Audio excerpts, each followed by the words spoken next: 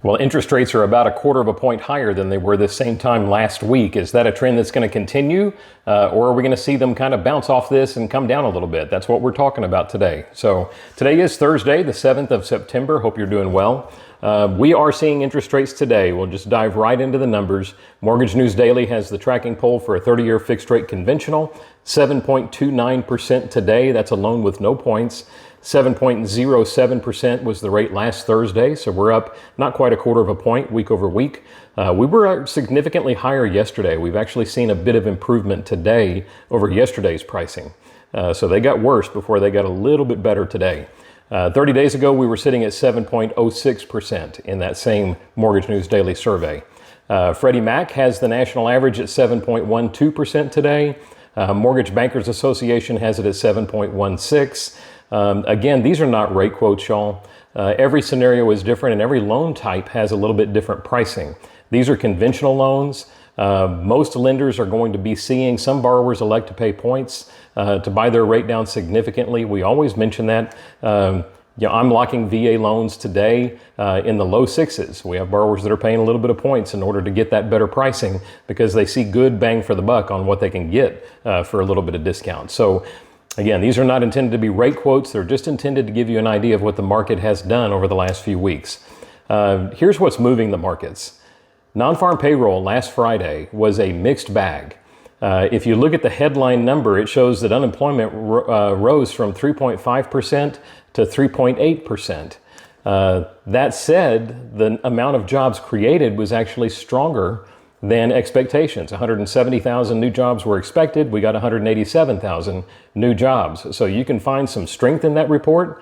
You can also find some weakness in that report. When you look at June and July non-farm payroll, those were actually revised downward 110,000 jobs. So if you look at a 3-month run rate of non-farm payroll, it's quite a bit weaker than the numbers have suggested on the headline number for those reports over that time frame. So you're seeing interest rates start to realize that the Fed is going to be seeing some labor weakness.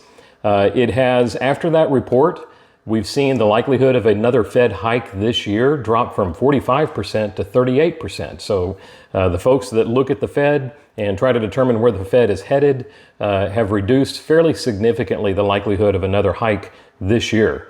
That's important because we've got a Fed meeting on the 20th of September coming up. I suspect the minutes from that meeting are going to be really influential on what kind of pricing we're going to see in the fourth quarter of this year, y'all. I would think that if the Fed gives a clear signal that they're done for the year at that meeting, when we price out that even that 38% likelihood of a hike some point this year, when that comes out based on the potential Fed comments on the 20th, well, that may give us the next opportunity for some significant improvement.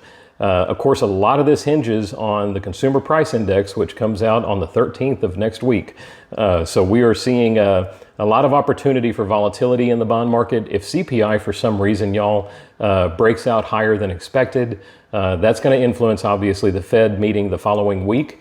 So I don't know if I would be floating in this environment. I'm encouraging folks, grab the rate today. It's not worth the risk of volatility that we may see next week.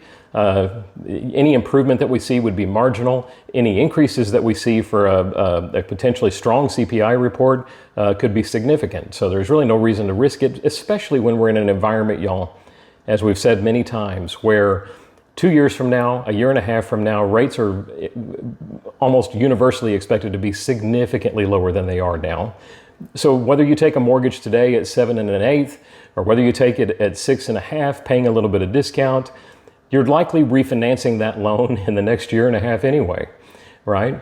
So I wouldn't get too hung up over today's pricing. I think anything that gets written in today's market is going to get refinanced as soon as the rate markets improve, and they certainly will. And I think we're seeing the beginnings of that starting with some of the news and the Fed finally coming to conclusion on this current hiking trend. A lot of folks are openly predicting that the Fed will start reducing rates in 2024. So it's going to be interesting to see how this all plays out. Bottom line is, mortgages today are going to be temporary. Just assume that that's going to be the case.